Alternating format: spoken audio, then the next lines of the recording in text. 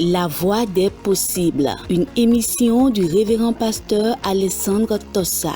Jésus a entendu tous ces gémissements, toutes ces lamentations, il les a entendus. C'est pourquoi il m'envoie vers toi pour te porter son message. Ne crains pas, crois seulement. La Voix des possibles, l'émission par laquelle l'impossible de votre vie se transforme en possible. La Voix des possibles, c'est tous les mardis à 21h30. En ce moment même que tu m'écoutes, tu verras la présence de Jésus-Christ dans ta vie. Reçois ta guérison, tout simplement. Maintenant, au nom de Jésus. Suivez et soyez toujours connectés à Christ pour la transformation de votre vie.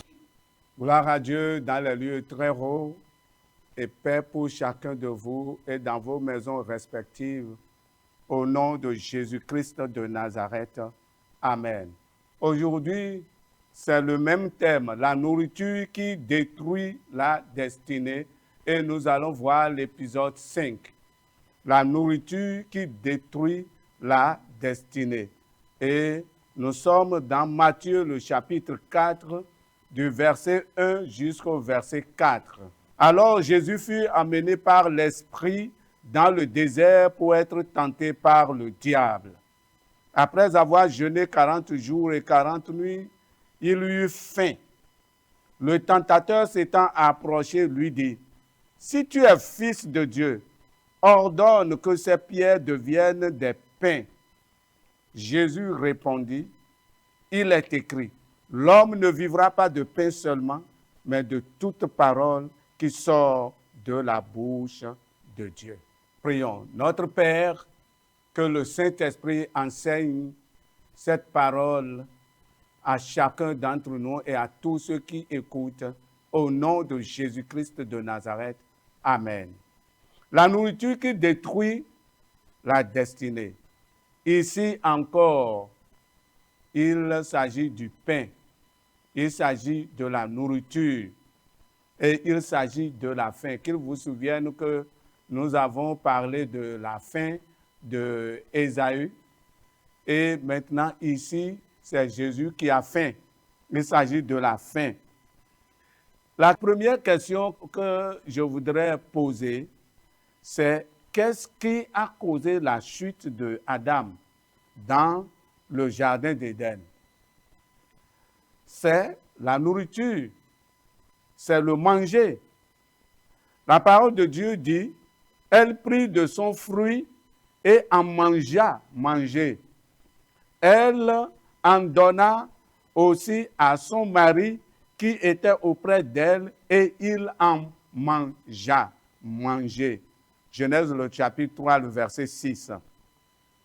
Manger, la nourriture, la satisfaction de ses désirs charnels a détruit la mission et la destinée que Dieu a établie pour Adam et Ève.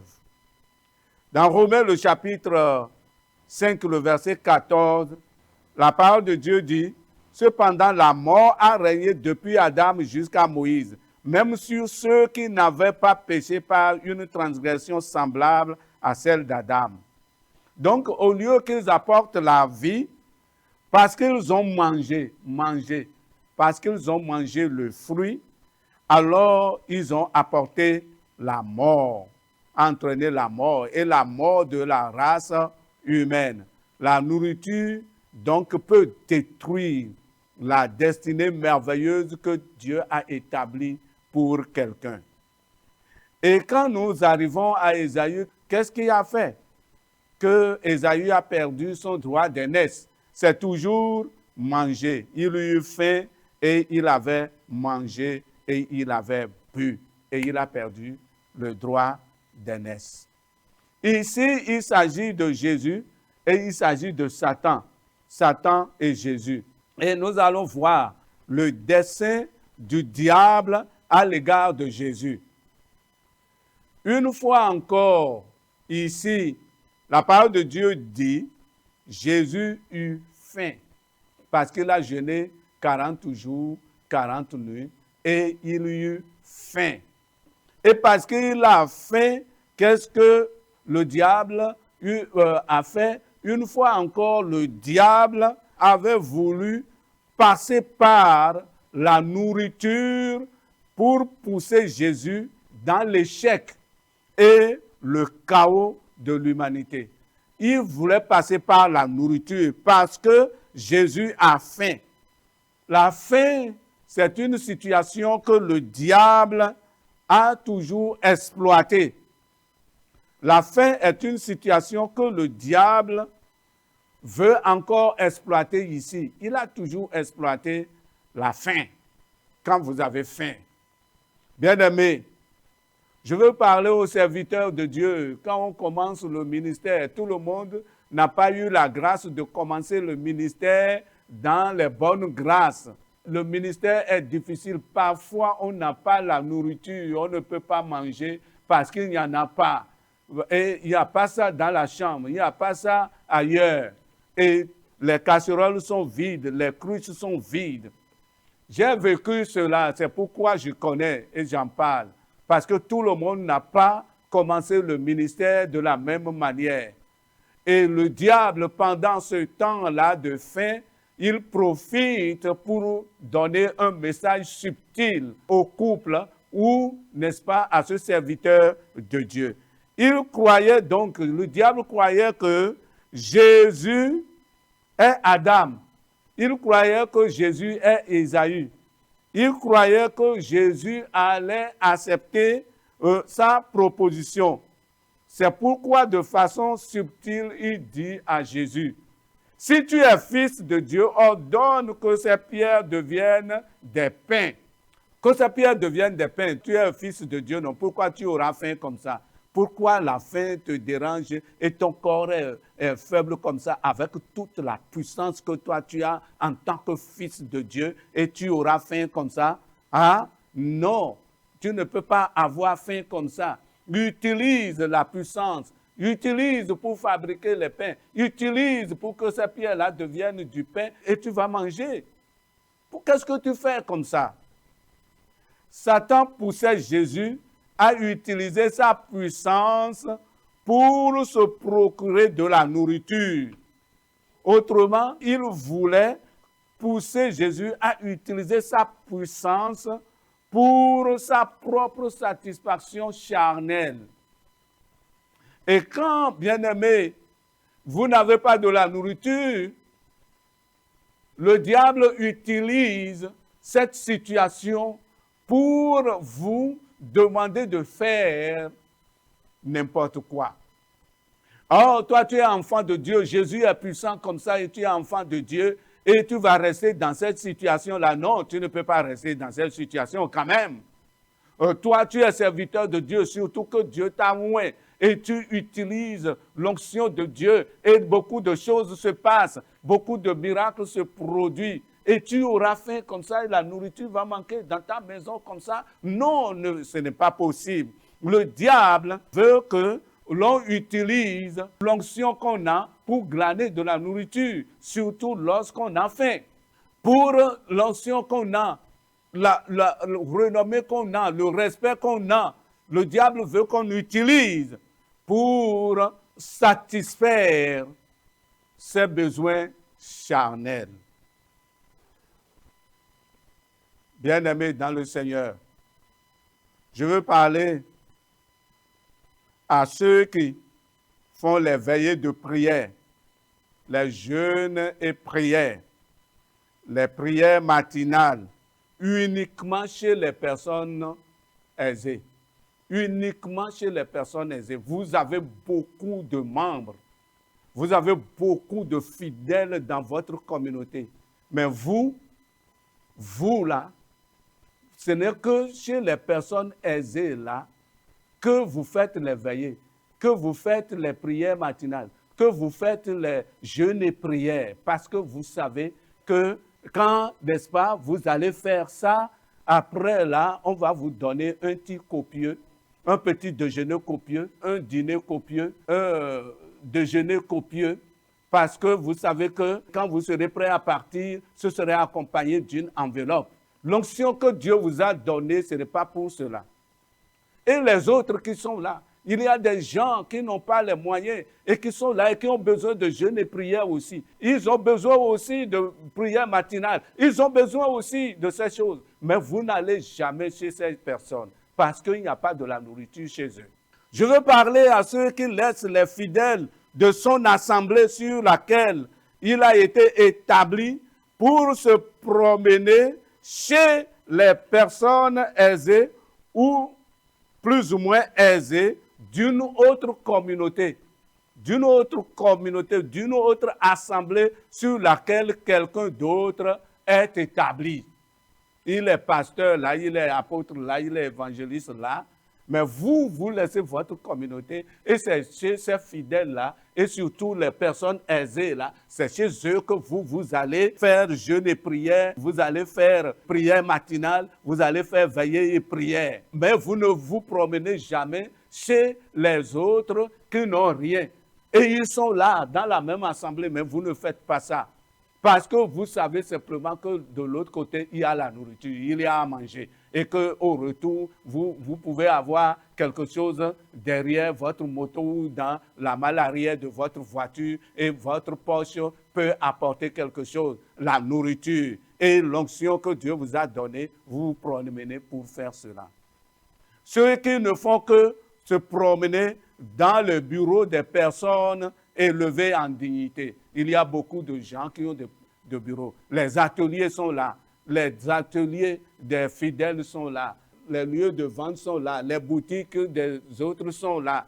Mais vous ne vous promenez que chez les personnes élevées en dignité. Parce que vous savez que on va dire pasteur, il faut évangéliste, il faut prendre ceci. Et l'onction et cette renommée que Dieu vous a donnée, vous l'utilisez rien que pour chercher la nourriture. C'est une manière du diable de vous atteindre.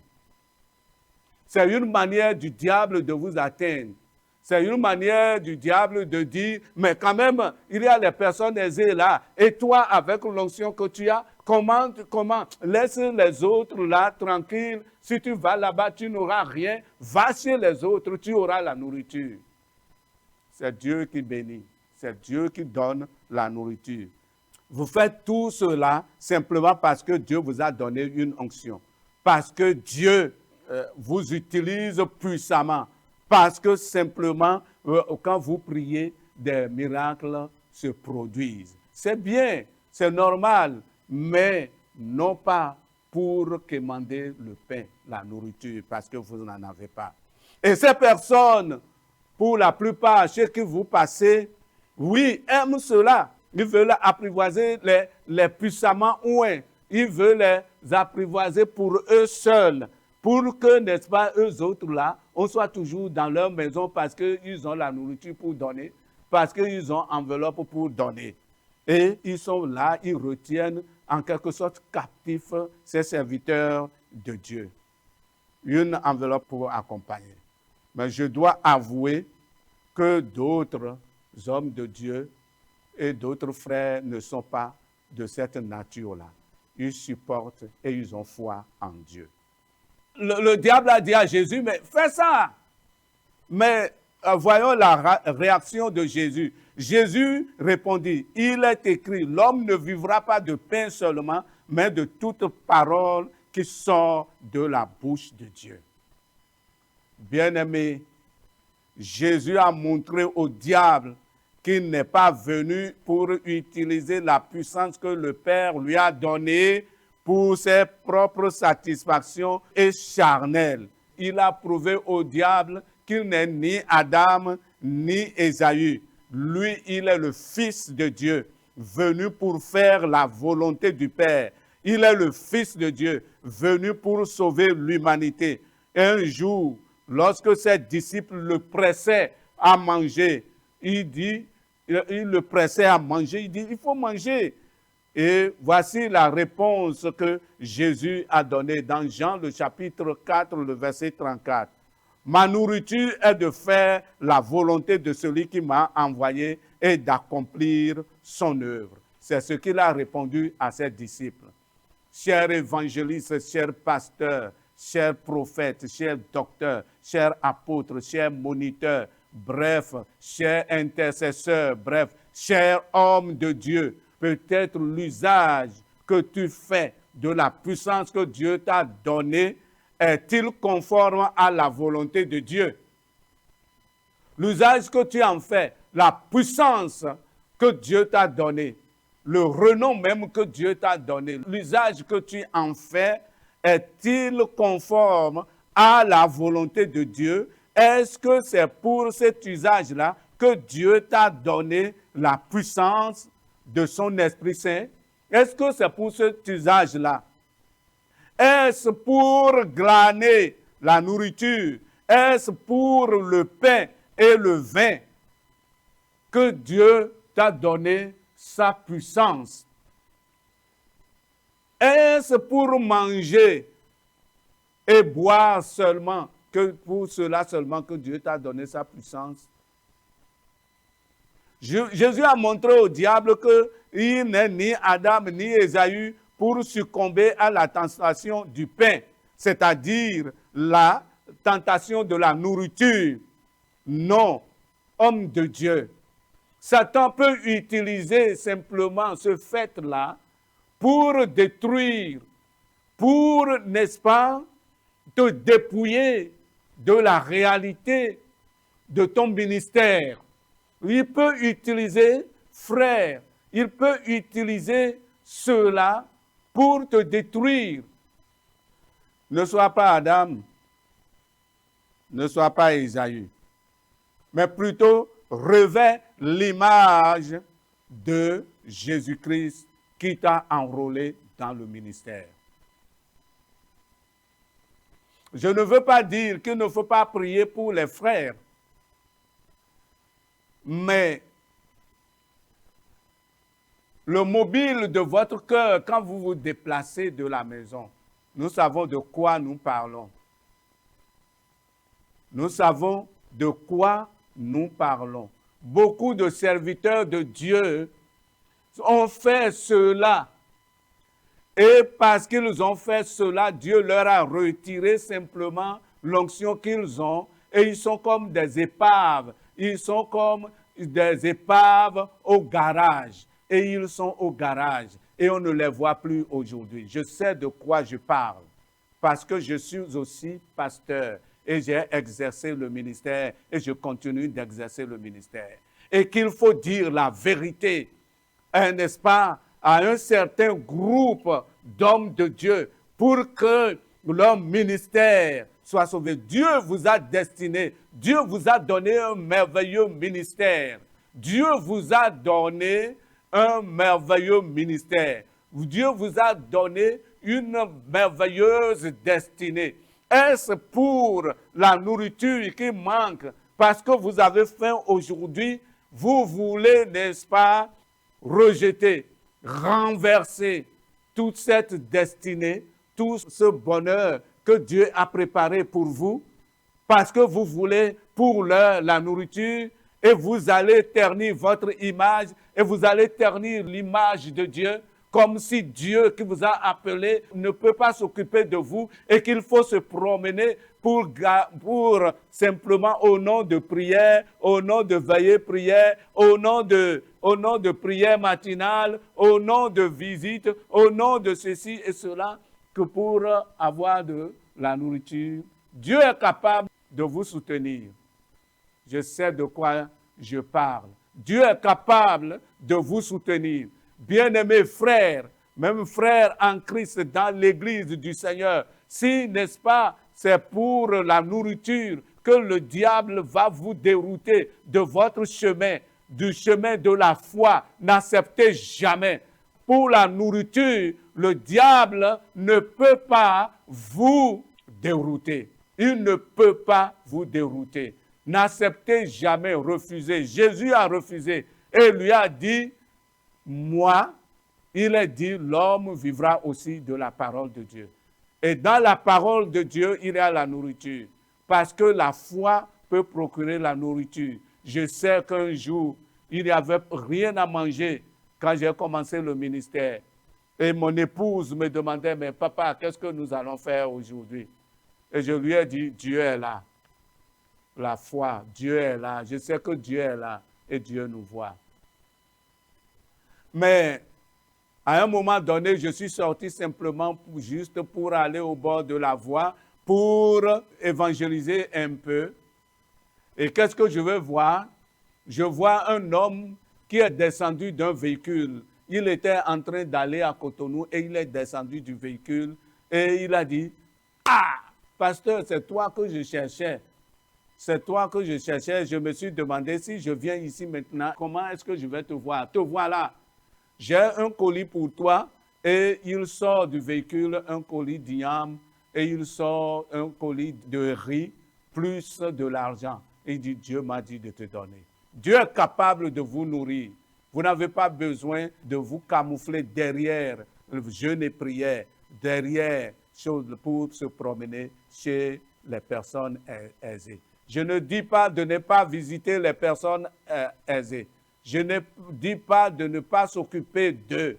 Mais le fait que c'est à cause de la nourriture, c'est là la subtilité de mon message, à cause de la nourriture seulement, et que vous laissez les autres qui ont aussi besoin de la prière. Il y a des gens qui sont là et qui à peine trouvent à manger et qui ont besoin de jeûne et prière. Mais pourquoi n'allez-vous pas chez ces gens-là aussi? C'est de ça qu'il s'agit. Et le diable voulait que Jésus échoue comme Adam a échoué. Le diable voulait que Jésus échoue comme Adam a échoué. Mais Jésus n'a pas accepté. Et le diable va vouloir que tu échoues comme Adam a échoué.